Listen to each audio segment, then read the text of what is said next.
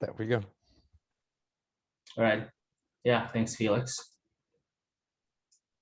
So without further ado, I'll go ahead and share my screen. Yeah, first close. The future AI researcher for our Cardano tokenomics. Yeah. 1 second. Desktop 2. Okay. Are you guys able to see my screen? Yep. Yes. All right, great. All right, now I have to like this. So here, I can use. All right, there we go. So what I have is the kind of like the data set of just the Cardano prices. And maybe if I refresh again. So this is what Cardano price is currently. And I have the data set for since the inception of Cardano, which goes back to late of 2017. So here I have a Jupyter notebook. I'm using a Python, and I am using a library called Yahoo Finance, and I'm using that as a way to kind of extract the Cardano prices. So I'll go ahead and just restart my kernel, and I'm using this IDE. This is called Amazon SageMaker Studio Lab, and it's actually I'm using it for free, which is pretty nice. And this is just kind of like a cloud IDE. So, so here are some of the Python notebooks I have, and I'm using Yahoo Finance. So I'll go ahead and start create a new kernel, and then just run it again. So importing. So I'm getting Yahoo Finance, and in short, I am getting the Cardano data frame right here. Copy. And then this data frame, it just contains all the data, contains all of the prices of Cardano from its inception to today. And so today it's around like, this is daily, and this is around 48 cents. When it starts, it is around 3 cents. So we can kind of take a look at it again. So yeah, right now it's around 48 cents right here. And when it started, it's around, yeah, around 3. If I go away to the beginning, around 3 at the beginning.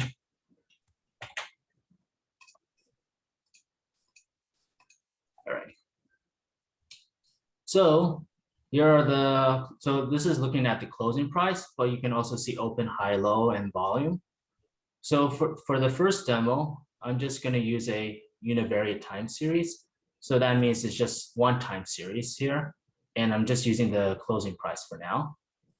So I am just going to get that. And then also have date as another column. So just date and the closing price for Cardano.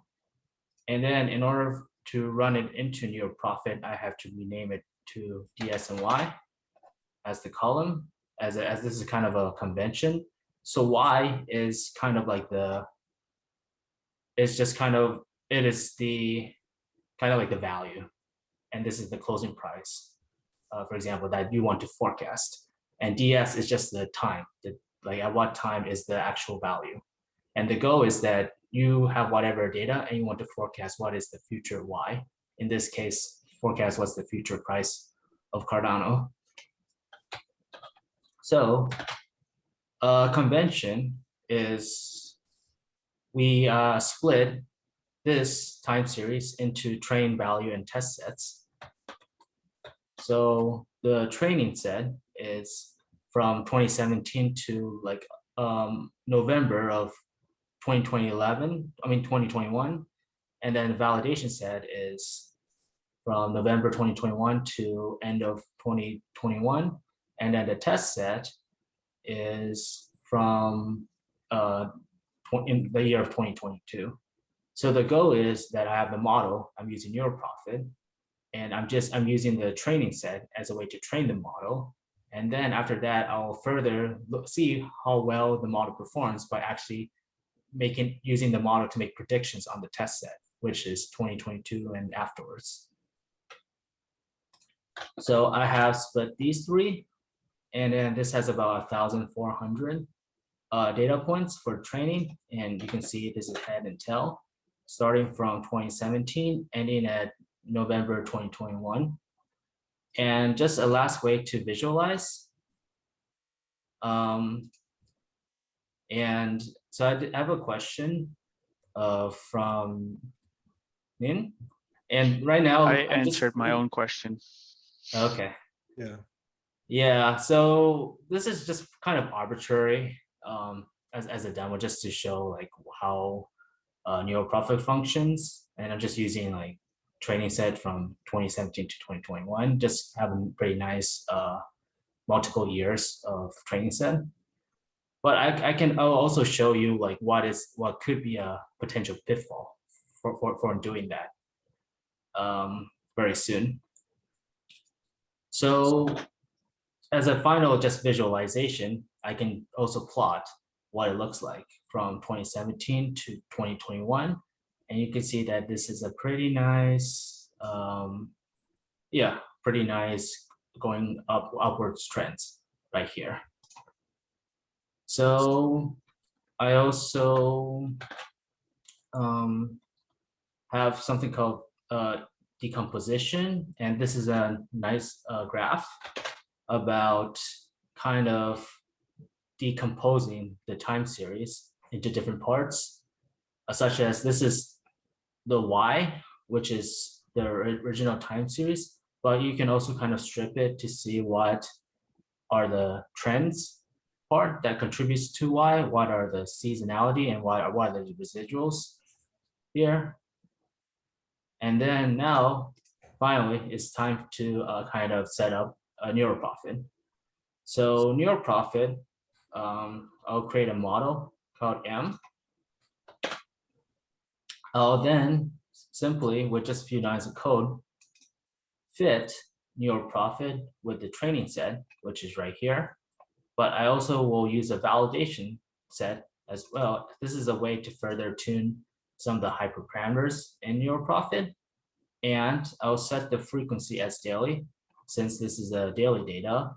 But if you have other time series that have different frequencies, such as hourly or monthly, yearly, then this is a way for you to kind of specify what frequency you have. So now I'm going to go ahead and train.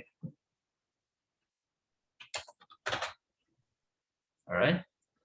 So it's just going to take a little bit of time. And then once it's trained, and then it produces some of these metrics, like evaluation metrics, such as mean absolute error and root mean squared error. And those are some standard metrics for regression. Yeah. And now it's done. So now the goal is here, I can then predict both what like so I'm using the test set now, and I'm going to use the test set to then first make predictions of the test set, as well as what will be like 90 days in the future. But before I actually move further, can you guys maybe, I have a question for you guys. What do you think could be a problem here? Like, do you see any like potential like red flags? Possibly the you- data from pre-mainnet being part of the statistic. Can you say that again? Possibly the data prior to the mainnet launch, because that chart shows like a year before the mainnet launch. That data may not be reliable as a factor in the overall charting. Mhm. Okay, I mean, yeah, that could be an answer. I would say that the trend has like this bull and bear cycle is only barely one in that formula, and I think volume is also very big factor, and like how the bandwidth is. So just the selling value is not enough, or closing value. Right. This is a regression model, right, Kevin, at the heart? Yes. Yeah. Yeah. So regression models fitting, right, or overfitting could be, especially with time series, it could be autocorrelation, or like the training data is only 5 years of training data, right? And or 3 years, right? The sample size. Yeah, but many ways to poke holes. Yeah, but how about you? What do you think are like um, the things that we could improve in this model? So, so the answer, or the main one, is more on like the kind of the data that I'm using. So here, what is the training set? That is from 2017 to late 2021. What is the test set? That is the year of 2022. And I am training the training set from like 2017 to 2021. That's how I'm fitting the model.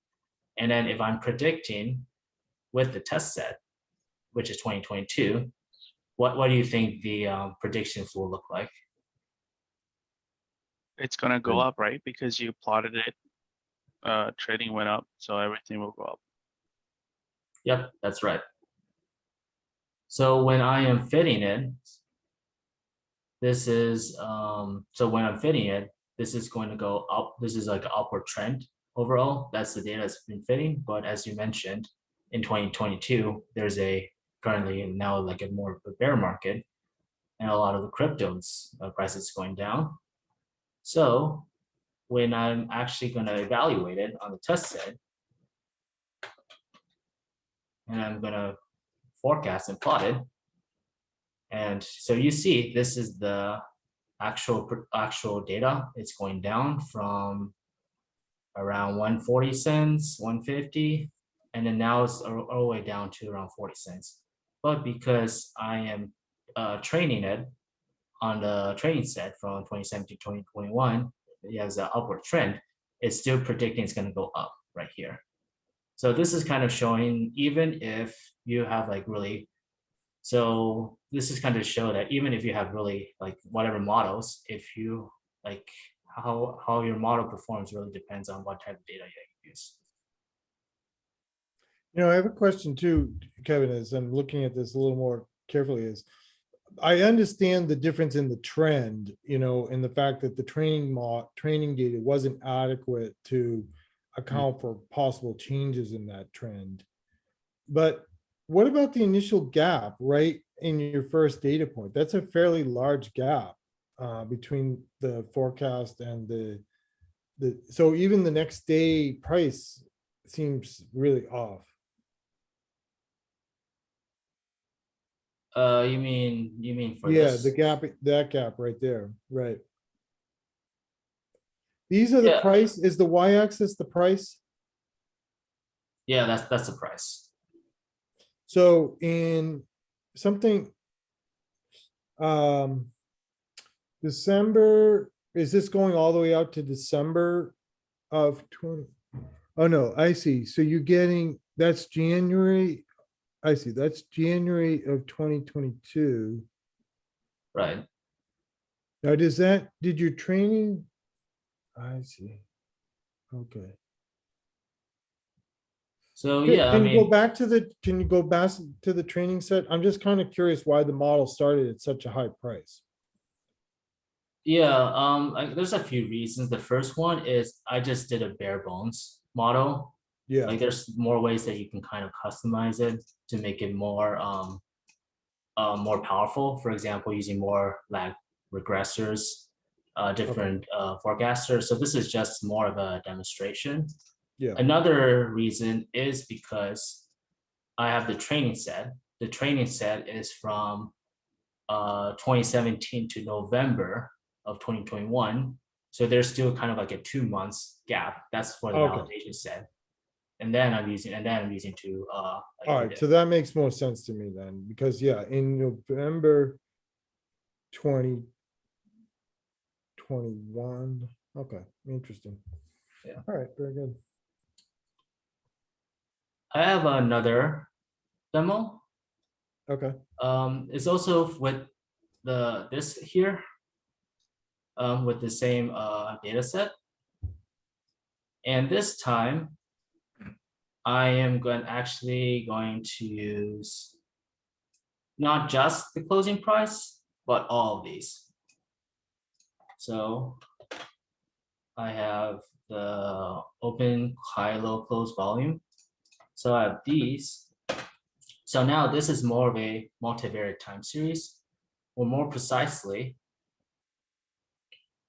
it's still a univariate forecast, but I'm actually not only using the auto regression of Y, but I'm also going to feed in these other covariate variables as well.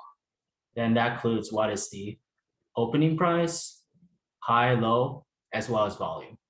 And the goal is, if you want to add more time series and to see whether they can actually help make better predictions rather than just using Y itself historically to make future prices.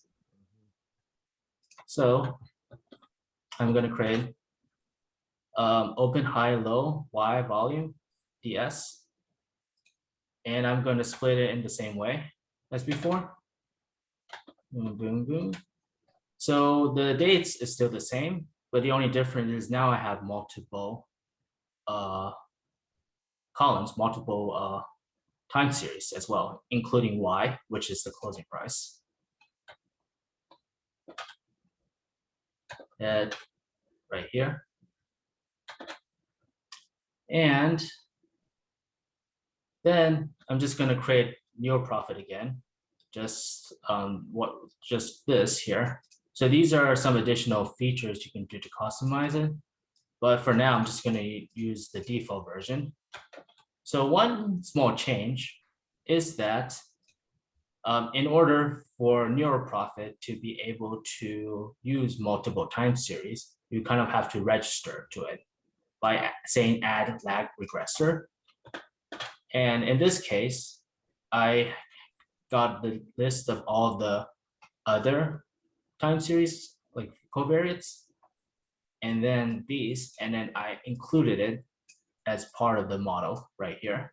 Mhm. So now I am going to fit train and gonna have it run again.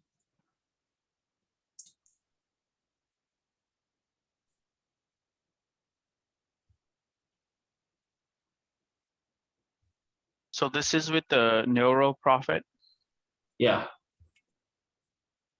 and the previous one was just simple time series regression, right? they're both with NeuroProphet. Okay. Yeah. So all the demo I'm using is with NeuroProphet, and NeuroProphet is just kind of a tool. Then that is like a way to make it easier for you to kind of prototype, have whatever data, and then throw it into a model and then make a forecast. Kind of really like make it more convenient to do all that steps. And now this is a more of a little bit more advanced example of actually when you have multiple time series, and then you can use all that and then feed into the model as well. So now that it's now that's fitted, I'm going to try to make the same prediction again. And then here's the plot. Okay. So you can see that here is actually fitted a little bit closer. Yeah. Yeah. So this is saying I still need to kind of look into this more, but you can start seeing that when you actually add more covariate time series into it and you fit it, then the actual value would start to become like closer and closer, will become closer to the actual value. Is it overfitting because it sees the previous value, or it actually knew that blue line beforehand? So this is, so I still need to look into more, but right now I'm still using the, I'm using a fresh model, and I'm still using the train validation test set. So it's still kind of the same setup as before. I'm still training on the training set between 2017 to 2021. And then I'm making a prediction on the test set, which is 2022 and after. But maybe the question he's asking is the following. It doesn't look like the blue line is a, you're not forecasting the blue line all in advance, right? You're maybe explain the forecast a little bit more carefully. It looks like, for instance, that you have a value in the test set and then you're forecasting one value ahead. But maybe that's not the case. I mean, I guess the question is the blue line Yeah. all forecast? All of it is forecast only from the previous data? Or does it include some of this future data? So I can use this as an example, and this is another kind of parameter. You can set historic prediction as true, and you can also set the period as well. So in this case, here, the period is, this is the number of periods ahead of the test set. But if you set the end historic prediction as true, you can also make predictions of the test set as well, which is done here. And then, although in this case, in this case, I still need to look at why this is not making predictions ahead of time right here, but it's making the predictions of the test set, which is set here. Right, but the question is, how far in advance is it making it of the test set? Because there are nuances in this that it seems to have, must have some information about the test set as well. In other words, how far in advance are you making the predictions? I'll give you an example.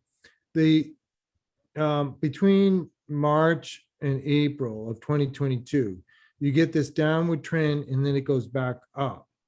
Mm-hmm. It has to have some of the test data set, I think, to make that forecast that of when it's going to trend up. Yeah, It's not so, just on data prior to 2022. Yeah, because if I see that the height, like near the 1.6 point, it says that the price was there and the model predicted that. Now the second point, the model predicts that it's gonna stay on the same level, but the price goes down. But it looks like they now looked at, oh, the last price wasn't steady because because it was dropped by 10 cents. Now it predicts the next coming down by that 10 cents. But now the third day, actually, the actual result is even more 10 cents down.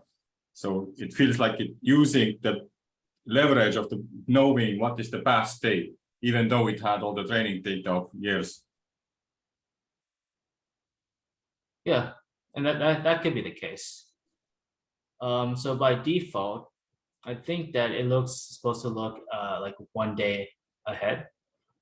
But that's another thing that you can that further work that needs to be done is figuring out ways that you can kind of split, like for example, the training set, the validation set, and test set, in order to prevent any kind of information leakage to get into one or the other. In this case, this is just kind of a demo. And right now, I think you brought a good point that maybe that the training set may be actually too close to the test set. So maybe a better way would be to actually train, even like have the training validation separate, like test set to be more separate from each other. For example, like having either like larger gaps, like for example, having training set from 2017, 2018, and a validation set could be 2019, test set will still be 2020. So that way, there may be like less influence between the data sets. So that could be a way to kind of better improve this approach. Min, did you have a question? Yeah, I have one question, one suggestion, right?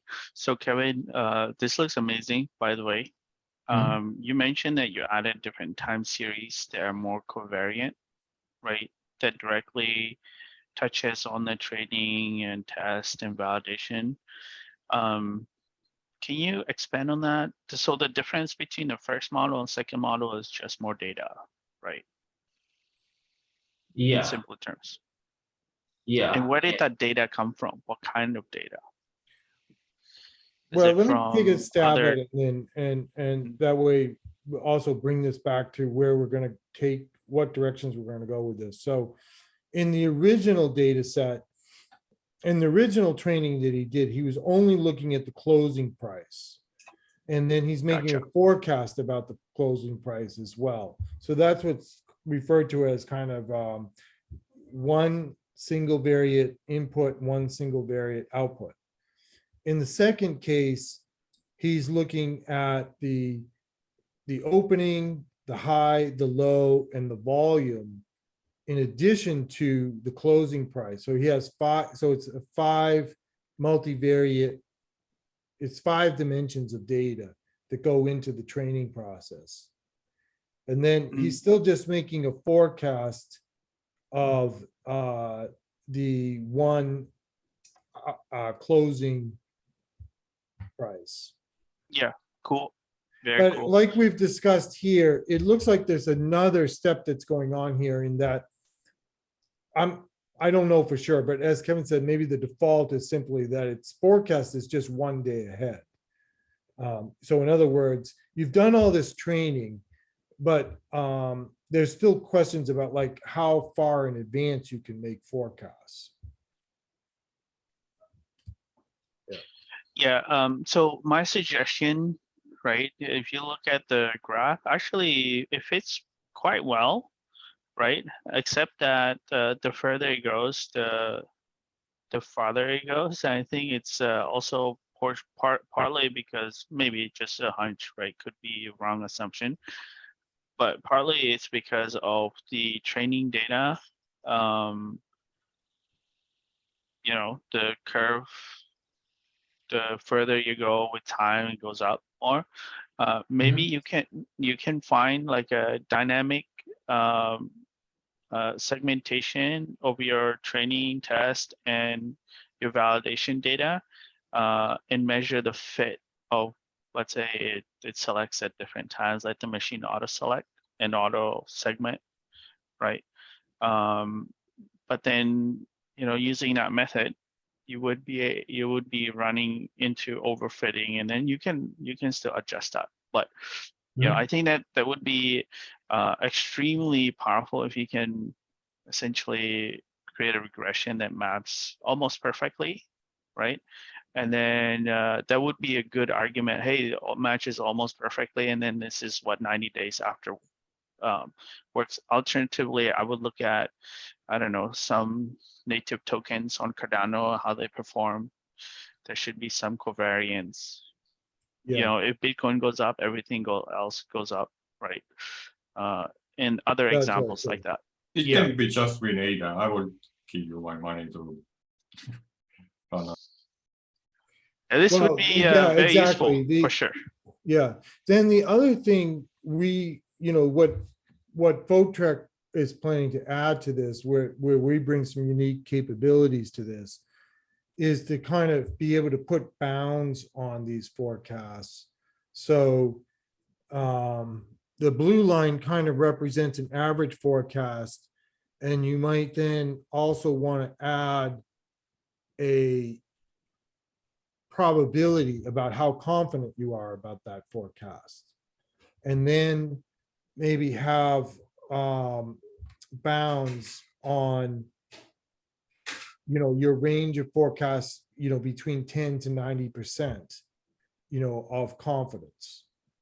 And that's what the techniques that we've developed around robustness and accuracy can potentially add to this. And another interesting problem we're looking at is all of the training for this depends on having streams of data that you take in, but sometimes there's gaps in those streams. And if with our variational autoencoder, we can provide a simulation of the gap, that would be of value to other machine learning algorithms that need a full data set. There's a lot of interesting things that can come out of this. Are you aware of SingularityNet's DAO AI DeFi arm? I think they're doing. Yeah, in fact, maybe Kevin, at this point, you can stop sharing your screen and we can open up the discussion a little bit further. So yeah, we've had a series of really interesting conversations with the Singularity DAO group that are what they're doing is actively building agents that people can potentially store their own money into to have them manage part of their portfolio. And so they actually, with conversations with them, identified this problem of, we try to keep active streams of data feeding our training, but that can be challenging to do because there's often gaps in the streams. And with forecasting, any particular variable you add or remove was going to change the forecast, period. Yeah, as Kevin just demonstrated, right? It has a big impact. Right.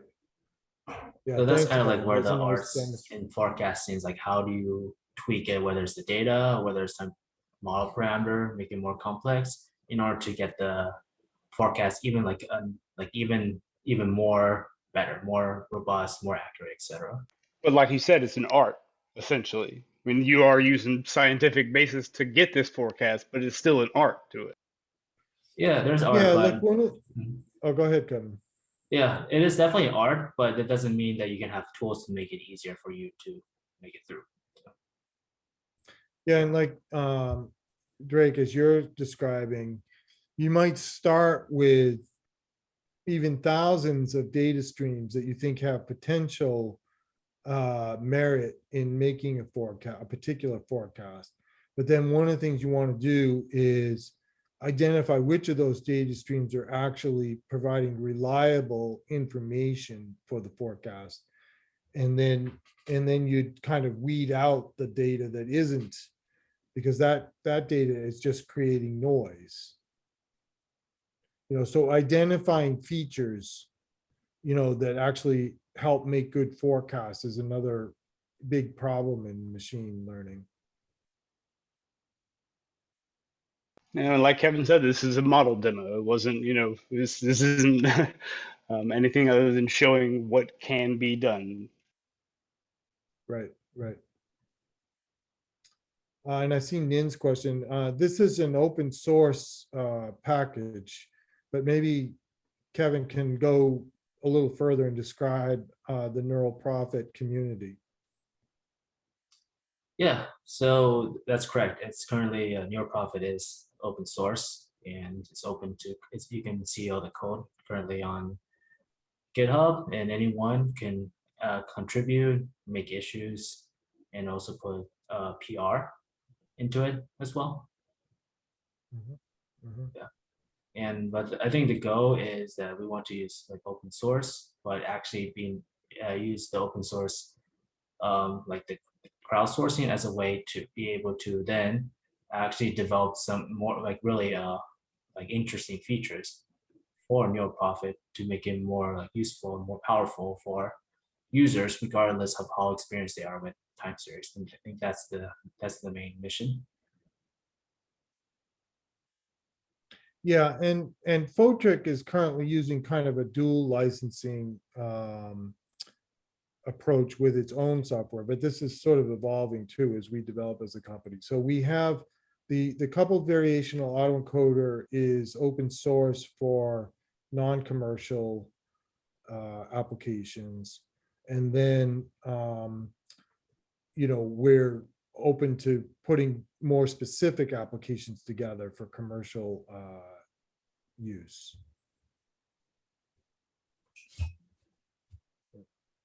So we can provide that link too, if you just give me a minute here. Let's see.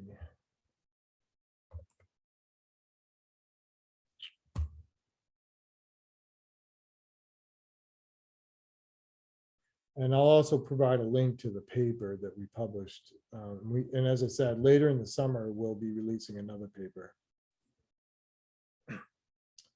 And I think that we could probably stop recording at this time too. We can continue the conversation, but